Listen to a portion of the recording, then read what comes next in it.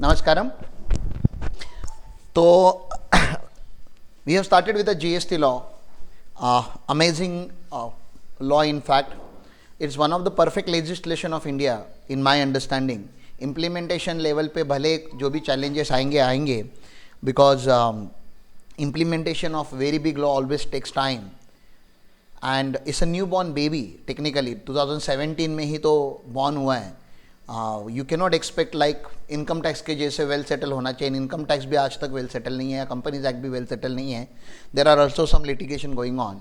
So obviously GST being a very new legislation which has impacted almost every one in the country. मतलब every citizen, मतलब जो भी यहाँ पे resident है, सिटीजन है, एवरी कंपनी, एवरी एसएससी, सबको अफेक्ट करने वाला ये लॉ है. तो इसका इम्प्लीमेंटेशन ऑब्वियसली चैलेंजिंग होगा.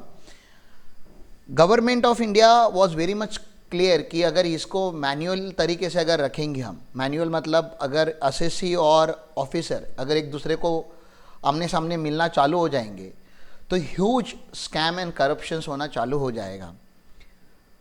तो day one they had very much clear intent कि ये सब कुछ एक कॉमन पोर्टल पे चलेगा. There will be a portal. जैसे शेयर मार्केट में आपको पता है, you never know the buyer and seller. ठीक है ना, आपको कोई आपका शेयर बिकता है, आपको नहीं पता लेकिन किसने खरीदा, right. And because of that the scam is not happening in the market now. नहीं तो पहले मार्केट को रेगुलेट किया जाता था. हमें अगर प्राइस के साथ खेलना है, अगर मुझे पता है आप सेलर हो मैं बायर हूँ, तो हम लोग एक ऑफ मार्केट प्राइस डिसाइड करके मार्केट पे प्ले कर सकते थे. But that is not possible now because there is a proper segmentation कि एक कॉमन पोर्टल है जिसके ऊपर लोग बाय एंड सेल के ऑर्डर डालते हैं. वी नेवर नो हमने किससे खरीदा और जिसने बेचा उसको भी नहीं पता होता किसको बेचा. तो similarly officer, government, the people, then the assessees, they should interact with everyone but through common portal. और उनको नहीं पता होना चाहिए कि सामने कौन है. With this idea, this particular portal had come into existence. इसके पहले every state government had their own portal for VAT. VAT multiple laws, मतलब 15-17 एक्ट है जो इसमें मर्ज हुए. तो एक्साइज का हमारा पोर्टल अलग था, सर्विस टैक्स का पोर्टल अलग था, सीएसटी का पोर्टल अलग था, वैट का पोर्टल अलग था. तो as a practitioner we used to learn about multiple portals at a time, जो बहुत डिफिकल्ट होता था क्योंकि आपको पता है टेक्निकल ग्लिचेस वगैरह आते रहते हैं हर पोर्टल पे. GST common portal is one of the smooth portal we have. बहुत स्मूथ है पोर्टल. एटलीस्ट पोर्टल हैंग नहीं होता, पोर्टल गिव अप नहीं करता. इनिशियली करता था, अभी नहीं. अभी पोर्टल की साइड से आपको कोई तकलीफ नहीं आएगी. हाँ, वो कभी तो बहुत अभी 365 days you can not expect portal to run smoothly. जब करोड़ों लोग उसको एक्सेस कर रहे हैं तो उसका भी अपना एक कैपेसिटी है. But as per my understanding जितने भी आज तक पोर्टल डेवलप हुए गवर्नमेंट से, this is one of the best portal. आप लोगों को पोर्टल दिखाने की वैसे खास ज़रूरत तो नहीं है, but just for a sake of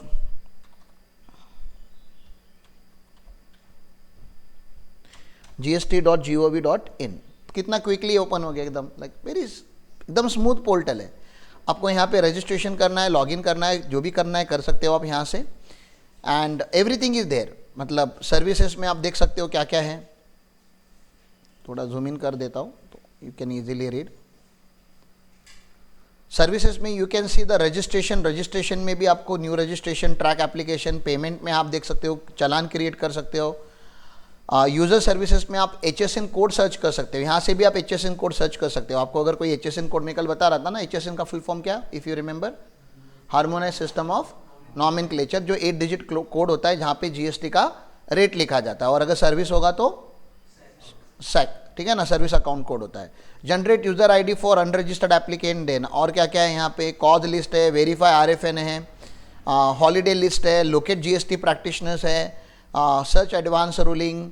then इसमें रिफंड है. रिफंड का आपको पता है, मैंने बताया था, जीरो डेटेड सप्लाई करने वाले यूजुअली क्या करते हैं, रिफंड के लिए क्लेम करते हैं. या तो इन्वर्टेड सेल होता है. इन्वर्टेड सेल मतलब आपका इनपुट हायर रेट पे टैक्स होता है और आउटपुट आपका लोअर रेट पे टैक्स होता है, जो टेक्सटाइल इंडस्ट्री में देखा जाता है. तो फिर उसके केस में आप क्या कर सकते हो, रिफंड क्लेम कर सकते हो. तो रिफंड की यहाँ पे है. ई वे बिल का पोर्टल हमारा अलग है. तो e way bill is not operated through this particular portal. आपको पता ही होगा ई वे बिल का आपका पोर्टल ही अलग है ना, ये प्रोसीड करेंगे तो ई वे बिल पोर्टल पे लेके जाता है। तो ई वे बिल का पोर्टल जो है वो रोड मिनिस्ट्री के अंडर आता है, ठीक है ना, वो इंफॉर्मेशन टेक्नोलॉजी की जो मिनिस्ट्री है उसके अंदर आता है, हमारी मिनिस्ट्री में नहीं आता, मतलब it's not a ministry of finance. Okay, E way bill मतलब डेटाबेस है, गवर्नमेंट का जो डेटाबेस का मिनिस्ट्री है वो वहाँ पे आता है, ठीक है। तो यहाँ पे बाद में जाएंगे हम, ई वे बिल पे बाद में जाते हैं, यहाँ पे आते हैं पहले। अभी अपने कहाँ पे ध्यान देते हैं, पोर्टल पे। तो ई वे बिल का भी है। फिर जीएसटी लॉ अगर आपको डाउनलोड करना है तो आप यहाँ से जीएसटी का बेयर एक्ट डाउनलोड कर सकते हो, या मतलब रीड कर सकते हो पूरा। यहाँ पे जितने भी स्टेट्स है आप देख सकते हो, सारे स्टेट्स के लिए उन्होंने जो भी लॉ बनाए हुए हैं वो सारे यहाँ पे उन्होंने मेंशन करके रखे हुए हैं, ठीक है। अपने अपने, अब जैसे महाराष्ट्र पे मैं क्लिक करता हूँ तो it will again take to be the Maharashtra वाला महा जीएसटी वाला पोर्टल। ओके, तो महा जीएसटी वाला पोर्टल पे अपने को वैसे तो कुछ काम होता नहीं है, but every state government have their own share of the portal ना, हर स्टेट का अपना एक होगा, राइट, जो पहले वैट पोर्टल हुआ करता था। देन ऑफलाइन टूल्स है जीएसटी के, स्टैटिस्टिक्स है, स्टैटिस्टिक्स में जाके देख लेते हैं क्या है स्टैटिस्टिक्स, कहाँ से डाउनलोड करें। टैक्स कलेक्शन में अपन लोग देखते हैं अभी का लेटेस्ट वाला,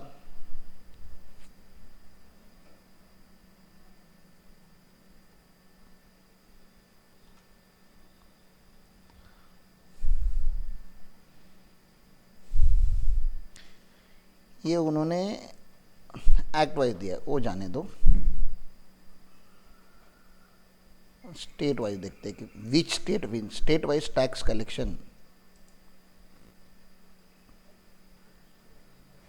किधर गया ये, बाबा रे बहुत बड़ा डॉक्यूमेंट है।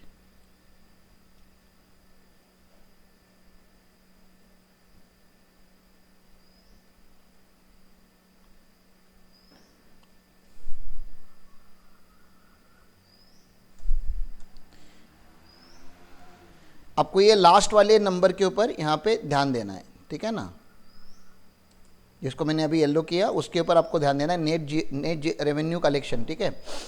तो देखते हैं क्या है,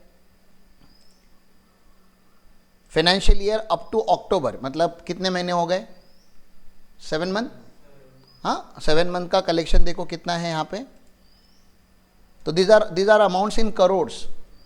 तो जीएसटी ने अभी तक कितना करोड़ कमाया हुआ है, 11,27,000 करोड़, तो ऑलमोस्ट 11.27 लाख करोड़ की आप बात कर सकते हो, राइट। तो अच्छा खासा कलेक्शन है कि नहीं है। अब मंथ वाइज देखना होगा तो आप देख सकते हो अप्रैल में 1.91 लाख गया हुआ है, दिख रहा है आपको, अप्रैल का टोटल का कॉलम, ये वाला कॉलम, मैं आपको कॉलम अभी हाईलाइट करना चालू कर देता हूँ, ठीक है। यहाँ पे लास्ट में दिख रहा है आपको 1 लाख, हाँ 191 आ रहा है यहाँ पे, आगे जा रहा हूँ 1.91 मतलब ऑलमोस्ट 2 टच किया था।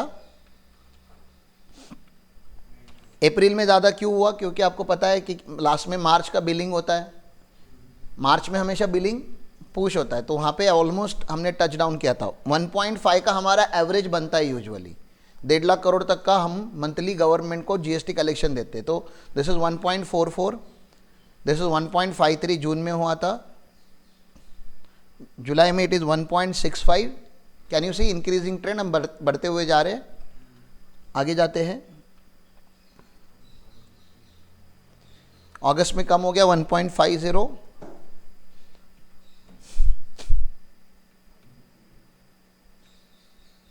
1.52 सितंबर, एंड अक्टूबर में अगेन 1.68 रिकवरी हो गया, क्योंकि मानसून की वजह से बीच में थोड़ा बिजनेसेस वगैरह थोड़े स्लो डाउन हो जाते हैं।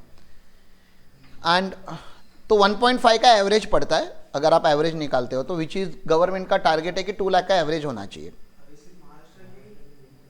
क्या, नहीं नहीं, ये ऑल इंडिया है, this is all India, this is all India, it's not Maharashtra. State wise आपको देखना है तो आपको यहाँ पे जाके अगले इसमें देखना पड़ेगा कि महाराष्ट्र का कितना। Obviously Maharashtra will be eight top.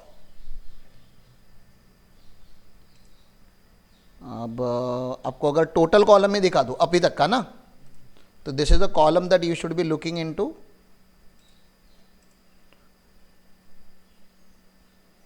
And this is your, if you wanted to check Maharashtra, then this is the Maharashtra वाला नंबर। तो महाराष्ट्र का कलेक्शन अब तक के इसमें 2 लाख करोड़ है। You can C which is the highest number ना पूरे सीरीज में। आप देख सकते हो कि जैसे पहला कौन सा है, जम्मू कश्मीर। जम्मू कश्मीर में 4,000 है, 6,000 है, पंजाब में 15,000 है, चंडीगढ़ 1,000 है, उत्तराखंड 12,000 है, then what is this, Haryana 68,000 है, दिल्ली 46,000 है, राजस्थान 30,000, उत्तर प्रदेश 66,000, बिहार 11,000, सिक्किम 2,000, देन अरुणाचल प्रदेश हंड्रेड्स में, अरुणाचल, नागालैंड, मणिपुर, मिजोरम, त्रिपुरा। हाँ, ये बताया था ना मैं, नॉर्थ ईस्ट मेघालय में थोड़ा अच्छा है, 1200 है, मतलब उनमें नॉर्थ ईस्ट में Meghalaya is doing better, Assam is again doing better. Assam में देखो 10,000 है, ठीक है, Assam is doing really good. Visible है ये?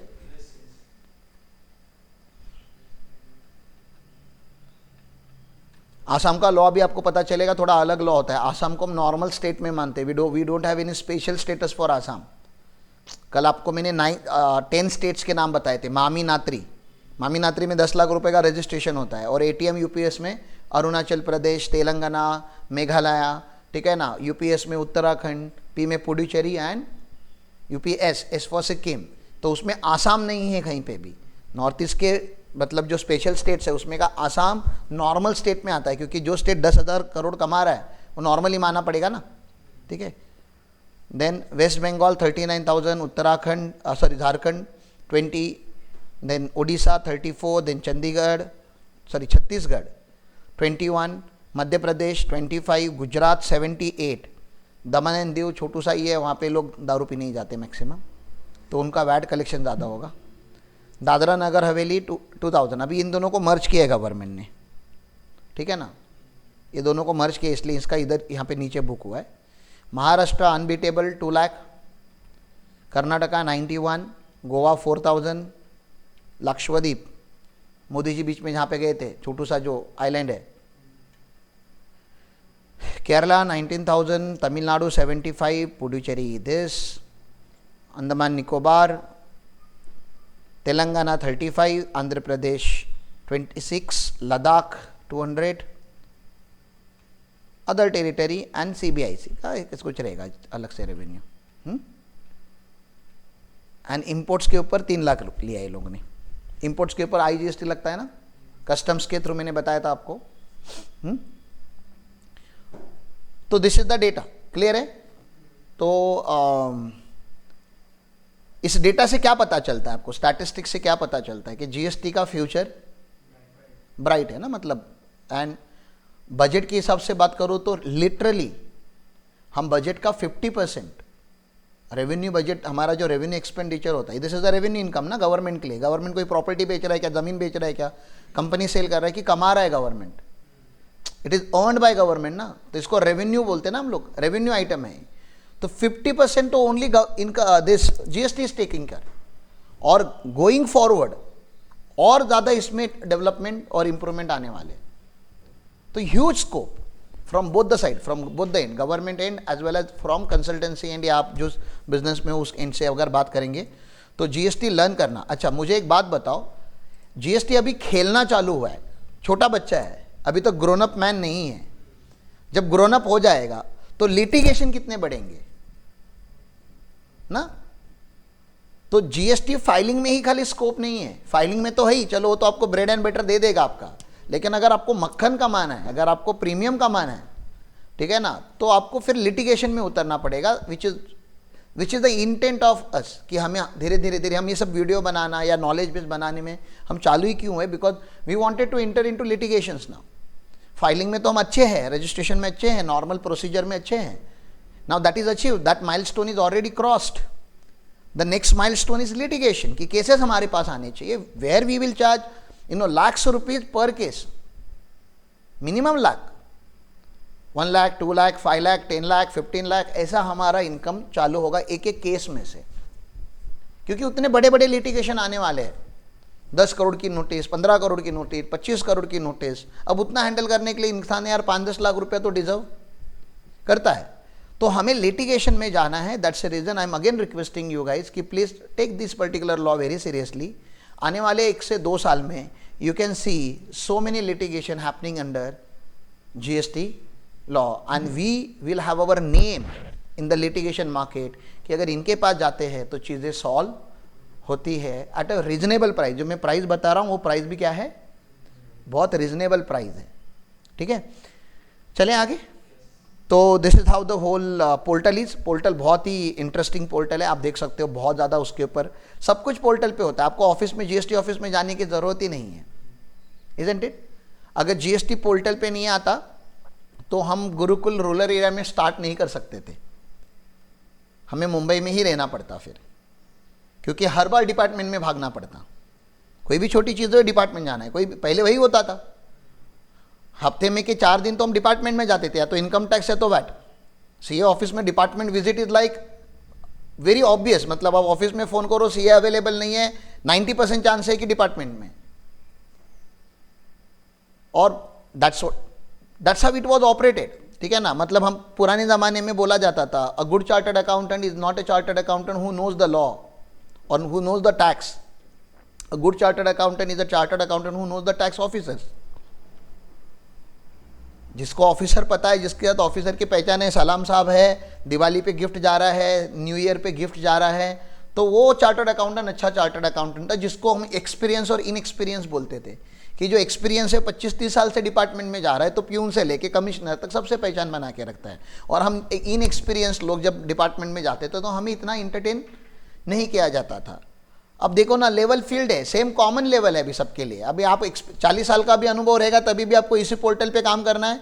मेरे को 4 साल का एक्सपीरियंस है फिर भी मुझे इसी पोर्टल पे काम करना है। तो पोर्टल इज नॉट डिफरेंट। और आपको 4 महीने का एक्सपीरियंस रहेगा तभी भी सेम पोर्टल है। तो now is it a technology, now it is the knowledge, now it's not पहचान सेटिंग का धंधा नहीं है अभी। अभी धंधा किसका है, नॉलेज का है। नॉलेज पे खेलो अभी आप। एंड स्केलेबल बिजनेस है, definitely this business is scalable business. आप 1000 क्लाइंट भी हैंडल कर सकते हो और 5000 क्लाइंट भी हैंडल कर सकते हो, 10,000 क्लाइंट भी हैंडल कर सकते हो if you build a right team and right systems. It doesn't take much effort to scale GST वाला बिजनेस।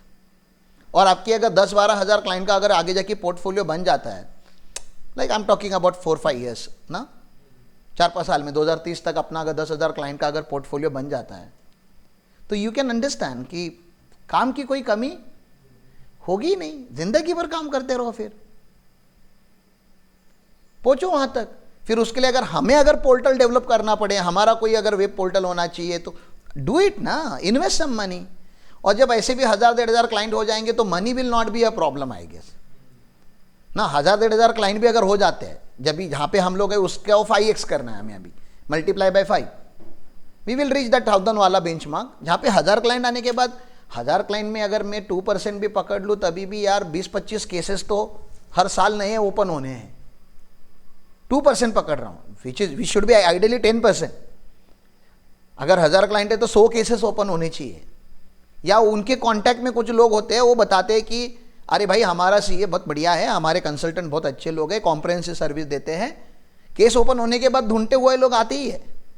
फाइलिंग के लिए लोग ज़्यादा ढूंढते नहीं है मार्केट में कि कौन फाइलिंग अच्छा करता है, कौन फाइलिंग अच्छा करता है। कोई भी चल जाता है, कंसल्टेंट भी चल जाता है, बच्चे भी चल जाते हैं।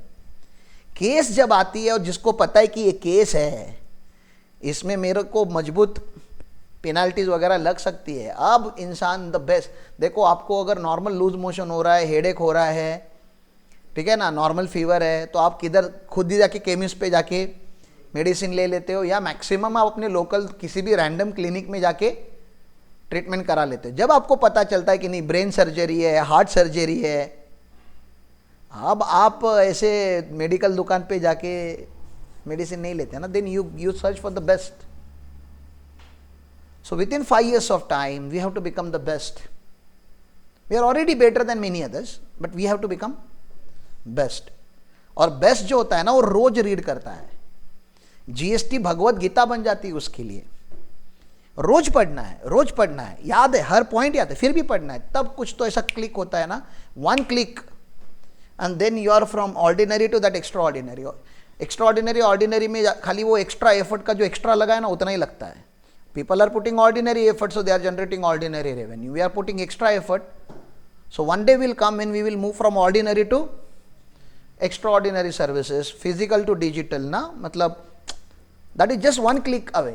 तो वो प्लीज़ आप लोग थोड़े अलर्ट हो जाओ, थोड़े रहो, मतलब मुझे क्या है ना, देखो ये सेशन के साथ I wanted to give you future also कि जो लॉ हम पढ़ रहे हैं, जिसमें हम इन्वेस्ट कर रहे हैं, it's not a temporary law. Government can not give up GST. Can they give up? कोई भी प्रधानमंत्री होने दो, किसका भी जो लॉ महीने का 2 लाख करोड़ कमा के दे रहा है गवर्नमेंट को, do you think they are going to ever surrender this particular act? Possible भी है क्या? तो कोई अगर मुझे पूछता है कि अरे यार सीए में फ्यूचर है कि नहीं है, एआई विल टेक केयर, कैसे करेगा भाई? एआई नोटिस का रिप्लाई नहीं लिख सकता, एआई जाके कोर्ट में लड़ नहीं सकता. हाँ, एआई फाइलिंग सिस्टम को ऑटोमेट कर सकता है, सिस्टम बना सकता है जिससे हम स्केल कर सकते हैं. तो हमारे लिए AI is not, artificial intelligence is not enemy, it's a additional tool. हाँ, आपके लिए एनिमी कब बन सकता है AI? when you don't know and you don't know how to upgrade yourself. And we are tech oriented people, we know how to upgrade ourselves, and we can go to the zero and we can learn from zero. As a Gurukul, we stand together. Everybody doesn't have to have expertise of AI and all. अपने पास जितना basics है उतने में चल जा रहा है. And then institute is running a dedicated course for artificial intelligence. We'll pursue that. Right now it is open only for chartered accountant. I'm pretty sure कि अगर आने वाले दिनों में अगर उसका इंपॉर्टेंस बढ़ जाएगा, they will open it for student also. अगर एआई सीखना है तो सीखो ना, गवर्नमेंट भी वही बोल रहा है, हमारा इंस्टीट्यूट भी वही बोल रहा है. अगर एआई से आपको डर लग रहा है, क्यों डर लगा? क्यों आपको समझ में नहीं आ रहा है कि ये क्या है, तो क्या उसका सोल्यूशन क्या है? सीख लो, लर्न करो. Once you learn it, it won't become a fearful activity for you. Then you will become the leader for that. You will lead through AI, which is just an investment of couple of months. CA बनने के लिए यार इंसान 5-5 साल लगा देता है. AI सीखने के लिए अगर 3 महीने दे दो तो पूरा एआई समझ में आ जाएगा. You can develop your own AI, लेकिन 3 महीने आपको रिगरसली उसमें डालना पड़ेगा. तो for us technology is not a barrier, technology in fact is a blessing. तो use technology to the best, use maximum softwares. ठीक है, तो बहुत बढ़िया पोर्टल है, बहुत अच्छा मैंने बताया. अच्छा, इस पोर्टल पे सारी चीज़ें रिकॉर्ड होती है, क्योंकि मैंने आपको एक चीज़ बहुत पहले से बताने का ट्राई कर रहा हूँ कि GST is the destination based tax. ये लाइन मैंने बोला है हर बार. तो सर पता रिकॉर्ड कौन रखेगा कि एग्जैक्टली गुड्स कहाँ पे कंज्यूम हुआ? पोर्टल रखेगा. अपने को मैन्युअली कुछ नहीं करना है. The record will be kept by portal ना. तो this portal is known as the common portal. Sir इसको कॉमन क्यों बोलते हैं? क्योंकि इसके ऊपर सब लोग इंटरेक्ट करते हैं. तो ऑफिसर के लिए अलग पोर्टल नहीं है, ऑफिसर भी इसी पोर्टल पे काम करते हैं, असेसी भी इसी पोर्टल पे काम करते हैं, गवर्नमेंट एजेंसीज को जो डेटा निकालना होता है वो डेटा भी इसी पोर्टल से एक्सट्रैक्ट होता है. सब कुछ एक ही पोर्टल से होता है. हम सीए लोग, कंसल्टेंट लोग भी इसी पोर्टल पे रजिस्टर्ड होते हैं. अगर कोई सॉफ्टवेयर बनाने वाली कंपनी है वो भी इसी पोर्टल से इंटीग्रेट करते हैं. तो everything is happening in one portal. That's the reason it is known as common portal. It is also known as common portal for one more reason. There is no portal state wise. Her state का अपना अलग से portal नहीं है, यही portal है, इसलिए भी इसको कॉमन पोर्टल है. और एक रीजन बताता हूं इसको कॉमन पोर्टल क्यों बोलते हैं. सीजीएसटी का अलग, एसजीएसटी का अलग, यूटीजीएसटी का अलग, आईजीएसटी का, या एक्ट अलग अलग है. जो लॉ है वो क्या है, अलग अलग है. उसके पोर्टल अलग अलग नहीं है. उनका पोर्टल एक ही, मतलब मल्टीपल एक्ट का पोर्टल एक ही. इसके लिए भी इसको कॉमन पोर्टल बोलते हैं. सर तो मल्टीपल फीचर्स, फिर रजिस्ट्रेशन के लिए भी यही पोर्टल, पेमेंट के लिए भी यही पोर्टल, कोई एप्लीकेशन करना है यही पोर्टल, अमेंडमेंट करना है यही पोर्टल, नोटिस आनी है यही पोर्टल, नोटिस का रिप्लाई देना है यही पोर्टल. मतलब इसके लिए भी इसको कॉमन पोर्टल बोलते हैं. इस portal for everything and portal for everyone. That's the reason it is known as common portal. ठीक है, चलो आगे. ये जो पोर्टल है ना,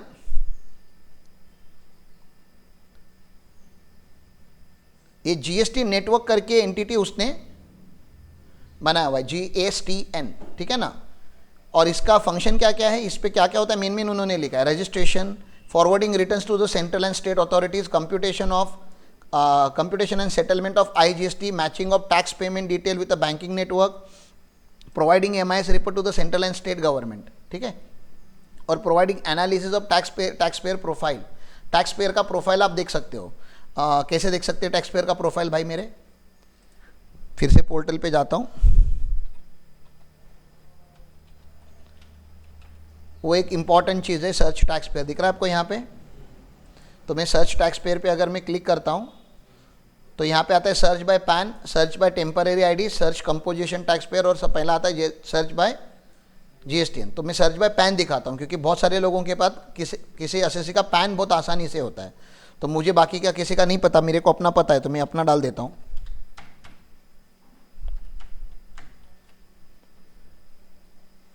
तो मैंने पैन डाल दिया, यहाँ पे कोई एक नंबर है यहाँ पे 298467 हमने सर्च किया तो मेरे नाम पे एक यहाँ पे जीएसटी मेरा जो पैन लिंक है वो ओपन हो चुका है। And then you can select this particular, and फिर से आपको क्या करना है 675475, तो फिर यहाँ पे अपना डिटेल आ जाता है। तो मेरा लीगल नेम है, जो मेरे पैन पे नाम होता है वो लीगल नेम हो गया, हमारा trade name Ram Patel and associate, मेरी प्रोप्राइटरशिप फर्म है छोटी सी। इफेक्टिव डेट ऑफ रजिस्ट्रेशन देखो, I always feel proud, I am registered in GST law from the day 1 जुलाई 2017 पे जीएसटी आया था, और मेरा इफेक्टिव डेट ऑफ रजिस्ट्रेशन भी वही है। क्यों सर, ऐसा क्यों? क्योंकि I was already registered in service tax law. तो जो भी माइग्रेटेड लोग हैं, हमें क्या बोलते हैं, we are not registered tax payer on GST, we are migrated to GST. हम पहले ओल्ड लॉ में थे, हम सबको माइग्रेट किया गया था जीएसटी लॉ में। इस प्रोप्राइटरशिप, मेरा जीएसटीएन एक्टिव है, डीएक्टिव नहीं है।